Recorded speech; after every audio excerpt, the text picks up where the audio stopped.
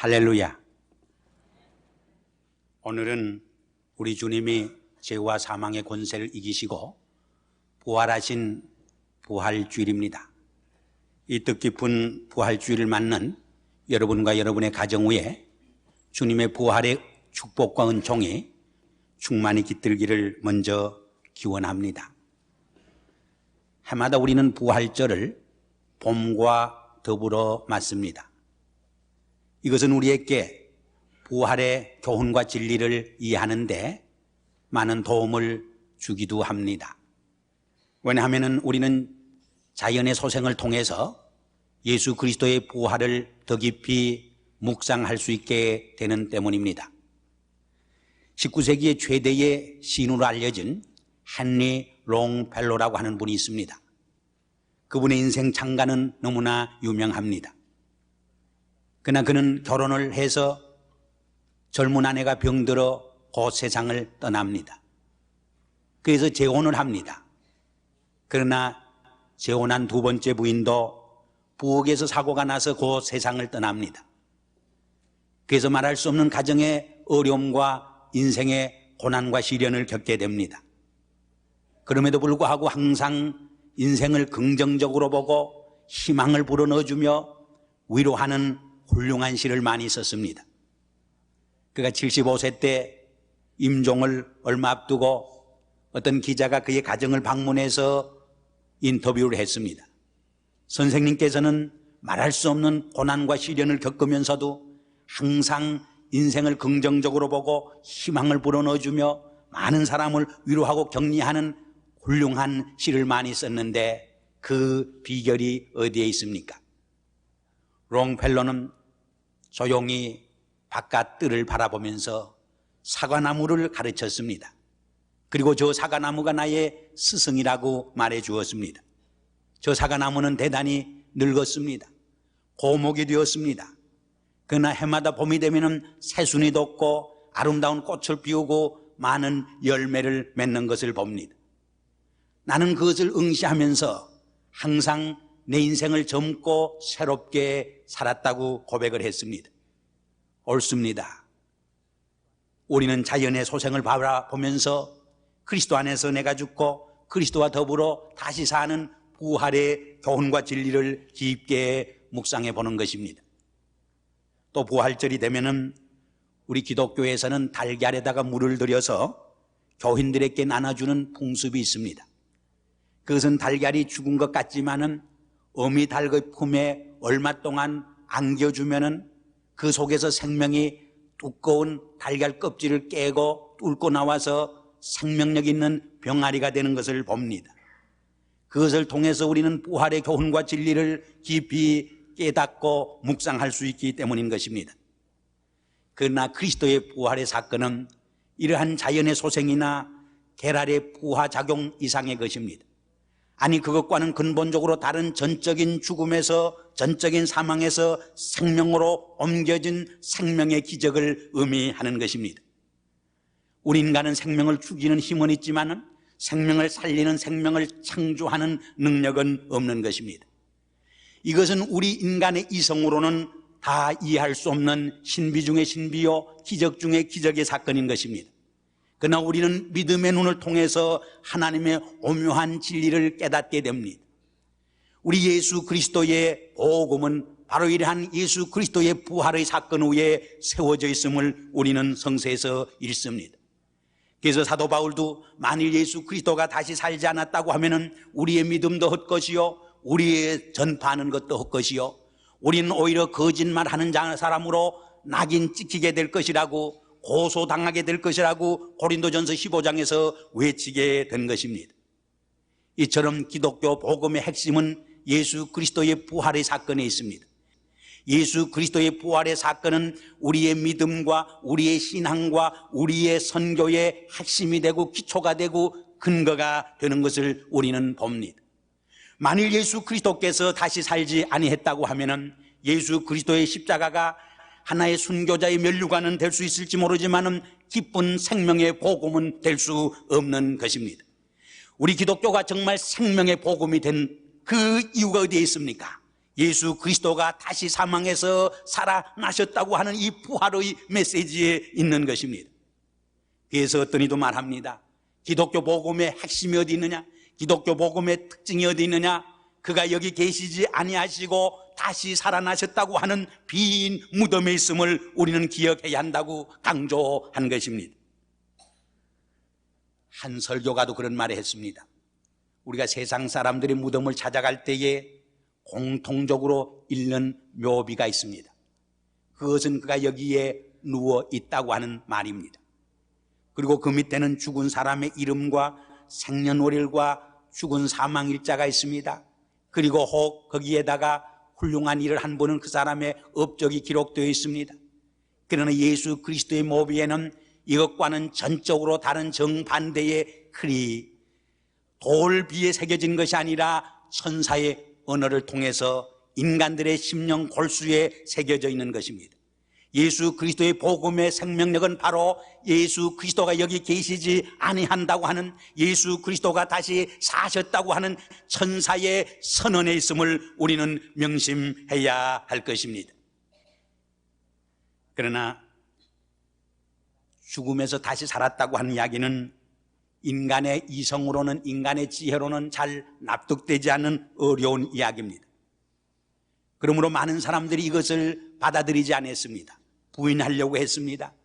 뿐만 아니라 예수 그리스도가 다시 사셨다고 하는 소식은 우리 믿는 성도들에게는, 선한 사람들에게는 기쁜 복음이 되지만은 악한 사람들에게는 오히려 공포의 선언이 되는 것을 그들은 알고 있었기 때문입니다. 어떤 분이 예수님이 다시 사셨다는 기쁜 복음을 증거했더니 많은 살인을 저지른 살인범이 다시 살 수 있다고 하는 그 소식이 있다고 하면 나는 예수를 믿을 수 없다고, 자기가 많이 죽은 그 희생자들이 살아나서 보복을 하면 어떡하느냐고 두려워했다는 이야기가 있는 것입니다. 같은 부활의 복음이지만은 믿는 성도들에게는, 우리 선한 사람들에게는 생명의 복음이 되지만은 죄를 범한 악한 사람들에게는 오히려 두려움과 공포의 소식이 되는 것을 여기서 알 수 있습니다. 그래서 예수님을 십자가에 못 박았던 유대 종교 지도자들과 로마 군병들은 예수가 부활했다고 하는 소식을 들었을 적에 두려움과 공포 속에서 그것은 하나의 날조된 거짓말이라고, 제자들이 예수의 시체를 훔쳐간 것이라고 도적서를 낭설하기도 했습니다. 혹은 예수님이 기절을 했다가 산 것이라고 이렇게 기절서를 주장하기도 했습니다. 그것은 예수 그리스도의 제자들이 너무 주님을 사모했기 때문에 하나의 환상으로 나타난 것이라고 주장하기도 했습니다. 최근에 와서는 영국의 철학자 후를 중심으로 해서 불란서의 볼테르 같은 사람이 예수의 부활을 부인하려고 많이 애를 썼습니다. 그러나 놀랍고 신기한 사실은 예수 그리스도의 부활을 부인하기 위해서 사무실에서 그렇게 많은 글을 쓰고 활동을 하고 일을 했던 볼티아의 사무실이 그가 죽은 지 얼마 후에 오히려 불란서의 성서 공회가 되었다고 하는 것은 얼마나 신비한 이야기인지 알 수 없습니다. 월레스와 잉거솔이라고 하는 분이 있었습니다. 그들은 예수의 부활 사건을 부인하기 위해서 많은 자금을 받아가지고 2년 동안이나 도서실에 가서, 많은 대학교의 도서실에 들어가서 예수 그리스도의 성육신과 십자가의 죽음과 부활의 사건을 거짓으로, 허위로 이렇게 부인해 보려고 연구하고 또 공부를 하게 된 것입니다. 그러나 놀라운 사실은 예수 그리스도의 부활을 연구하면 연구할수록 예수 그리스도의 죽음의 신비에 감동되고 거기에 놀라운 감명을 받게 된 것입니다. 그리하여 오히려 자기들의 죄를 회개하고, 오 주님, 우리는 죄인이로소이다, 신앙 고백을 하고 오히려 위대한 크리스찬들이 되고 불의의 명작 배너를 쓴 것을 우리는 기억을 하고 있습니다. 무엇을 우리에게 말해줍니까? 예수 그리스도의 부활의 사건은 단순히 역사적 사건만이 아닌 것을 우리에게 말해줍니다. 예수 그리스도의 부활은 모든 믿는 성도들의 미래에 있을 부활의 첫 열매가 되고 부활의 보증이 된 것을 우리에게 말해주고 있는 것입니다. 한 걸음 더 나아가서 예수 그리스도의 부활은 모든 믿는 성도들의 인격 속의 삶 속에 새로운 부활의 사건이 임재하는 놀라운 경험을 불러일으키는 삶의 원동력이 되고 있음을 우리는 성서에서 읽게 되는 것입니다. 그래서 오늘 읽은 본문 말씀에서도 사도 베드로는 말합니다. 예수가 죽으시고 다시 부활하심으로 말미암아 우리에게 놀라운 삶의 기적을 불러일으키고 영향을 미치고 결과를 가져오게 됐는데 세 가지 중요한 결과를 초래하게 된 것을 우리에게 설명해 줍니다. 그 첫째가 무엇이냐 하면은 예수 그리스도의 부활로 말미암아 우리는 거듭나는 삶을 살게 되었다고 말합니다. 이것은 예수 그리스도 안에서 내가 죽고 예수 그리스도 안에서 다시 사는 중생의 삶, born again의 삶을 의미하는 것입니다. 예수 그리스도의 십자가와 함께 내가 죽고 예수 그리스도와 더불어 다시 사는 새 생명의 삶을 의미하는 것입니다. 바울은 이것을 로마서 6장이나 갈라디아서 2장에서 여러 번 우리에게 거듭거듭 말합니다. 이제는 내가 예수 그리스도의 십자가에 못 박혔나니 이제는 내가 산 것이 아니요 네 안에 계시는 그리스도가 살았다고 고백하고 간증하는 말을 우리는 듣습니다. 똑같은 예수님의 인격과 생애와 십자가의 사건과 부활의 사건을 지켜보면서도 그것을 바라보는 눈과 자세는 많이 다릅니다. 많은 분들이 예수 그리스도의 인격과 십자가의 사건을, 부활의 사건을 지켜보면서 공자나 석가의 인격을 바라보듯이 하나의 위대한 인격자로 우리의 삶의 한 모델로 지켜보고 바라보는 경우가 많이 있습니다. 그러나 이것은 부활의 신앙이 아닙니다. 부활의 신앙은 그 이상을 말합니다. 2000년 전에 내 죄를 위해 십자가에 죽으시고 다시 3일 만에 부활하신 예수 그리스도가 지금도 살아 역사하시고 임마누엘의 하나님으로 현존하시어서 우리와 인격적인 만남을 이루어 주시고 그 인격적인 만남 속에서 생명의 사귐과 교제를 불러일으키는 것을 체험하고 경험하고 믿는 삶을 의미하는 것입니다. 어떻게 3번씩이나 주님을 부인하던 베드로가 변하여 위대한 하나님의 종이 되고 예수 그리스도의 위대한 사도로 변신하게 됩니까?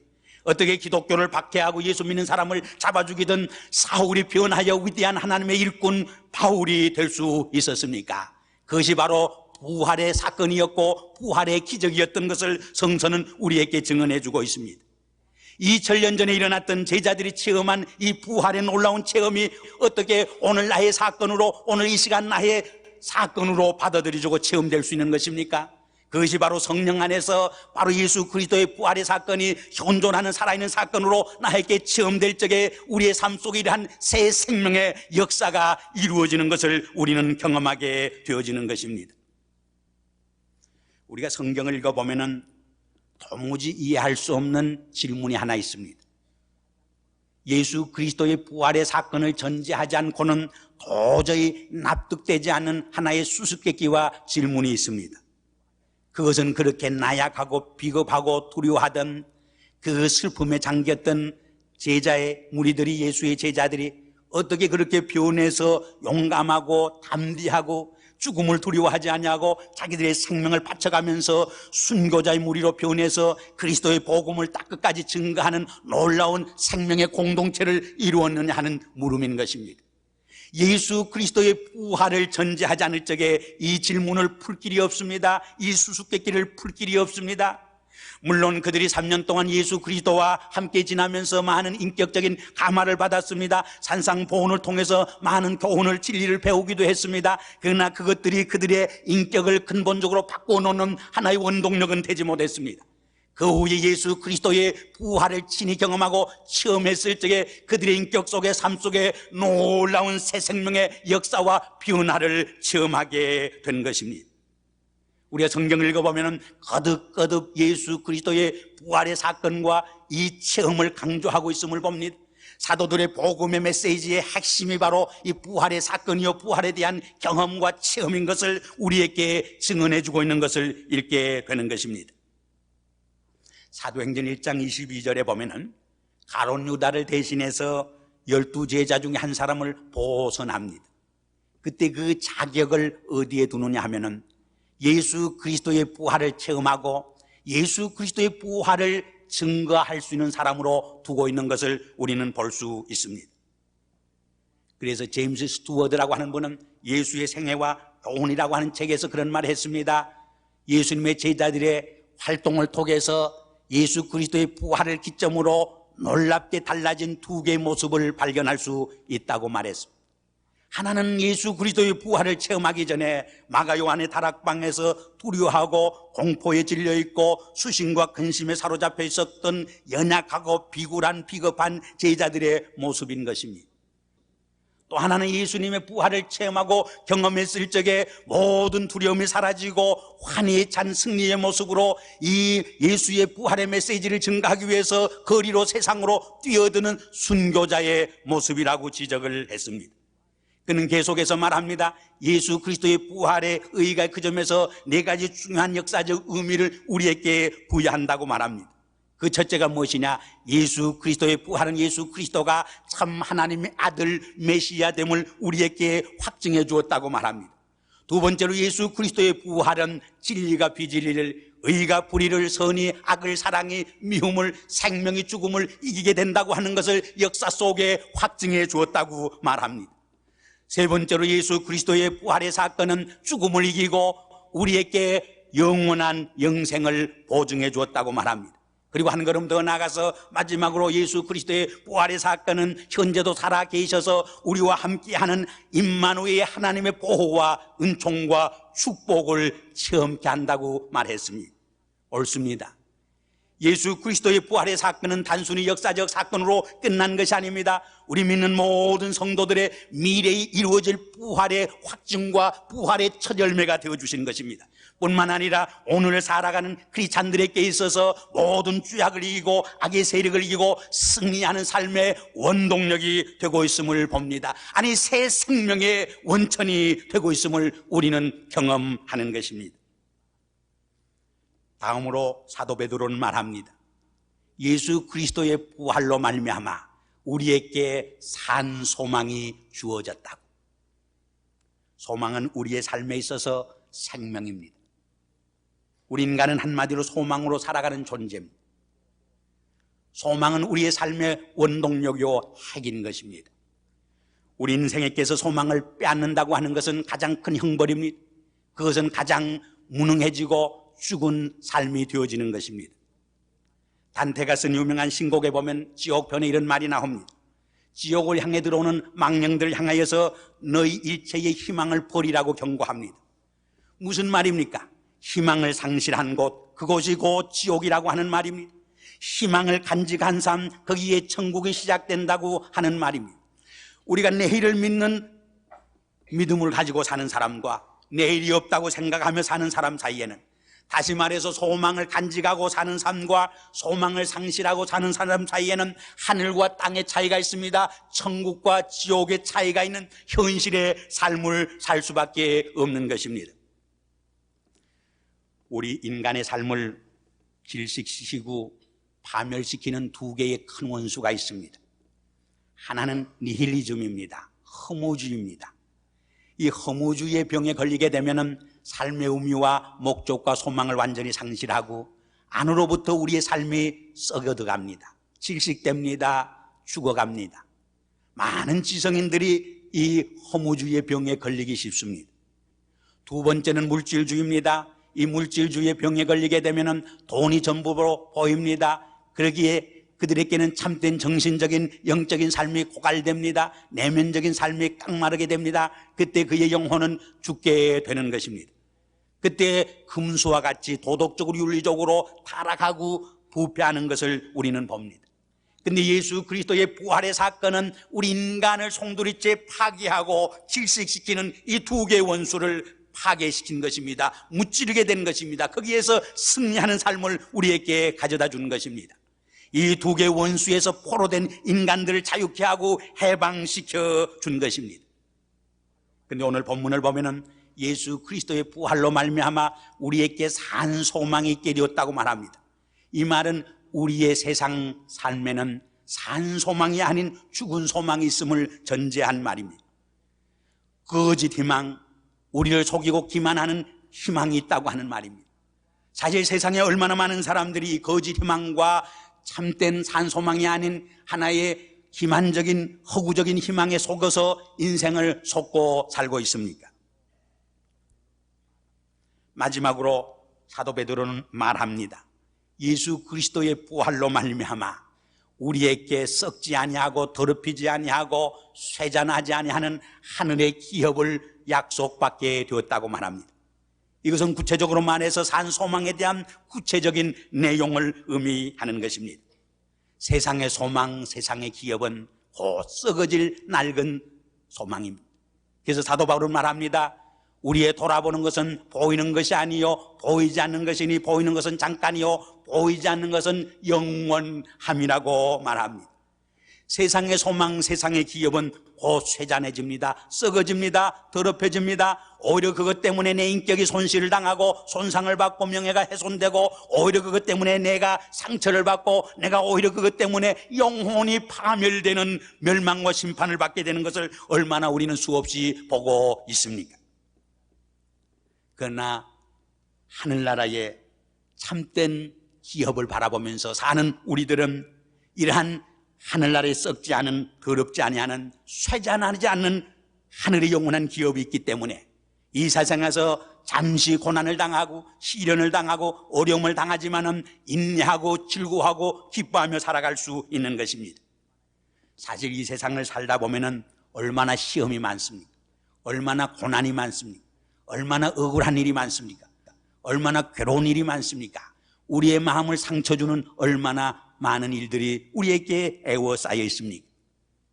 며칠 전에 신문에 보니까 어떤 교포께서 잘못을 저질지 않았는데 오히려 흑인에게 매를 맞고 나중에 출동한 경찰들이 오히려 그 사람을 편들어서 한국 교포를 체포해 가서 경찰에서 보석금을 내고 풀려나왔다 해서 많은 교포들이 의분을 금치 못하는 기사를 여러분 읽은 줄 압니다. 세상에 이런 일이 한두 번입니까?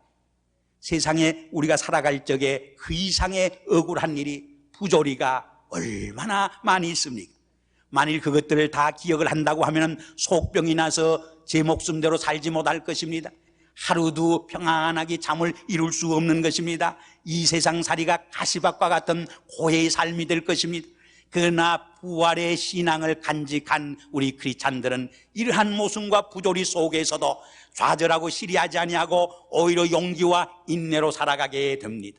불평과 불만보다는 오히려 감사와 감격으로 살아갑니다. 근심과 염려보다는 오히려 기쁨과 믿음 안에서 우리는 항상 선편에 서고 오히려 이 사회를 극복하고 이 사회를 깨어가면서 진리편에서 사랑편에서 승리하는 삶을 살아가게 되는 것입니다. 오늘 주님의 부활을 기념하고 축하하는 이 부활절 아침에 여러분들에게 예수 그리스도의 부활로 말미암아 주님께서 주시는 새 생명이, 그리고 참된 산 소망이, 그리고 썩지 아니하고 더럽히지 아니하는, 쇠잔하지 않은 영원한 하늘의 기업이 약속되는 축복에 동참하기를 주의 이름으로 축원합니다. 기도하시겠습니다. 아버지 하나님 감사합니다. 오늘 우리의 죄와 사망을 이기고 부활 승천하심으로 우리에게 영원한 산 생명을 약속해 주시고 산 소망을 허락해 주시며 하늘에 썩지 아니할, 더럽지 아니한, 쇠잔하지 아니하는 영원한 하늘의 기업을 우리에게 허락해 주시니 감사와 찬송과 영광을 돌립니다. 이 부활의 신앙에서 우리에게 부닥치는 고난과 역경이 심할지라도 승리하게 하시고 늘 기뻐하며 즐거워하며 하나님께 영광 돌리는 아름답고 복된 성도의 삶을 감당할 수 있도록 주님 축복하여 주시옵소서. 이 부활의 신앙 속에서 금년 한 해도 승리하며 살게 하여 주시고 딱 끝까지 이 기쁜 생명의 복음을 증거하며 살 수 있는 저희들이 되게 은총을 베풀어 주시옵소서. 예수님의 이름으로 감사하며 기도드리옵나이다. 아멘.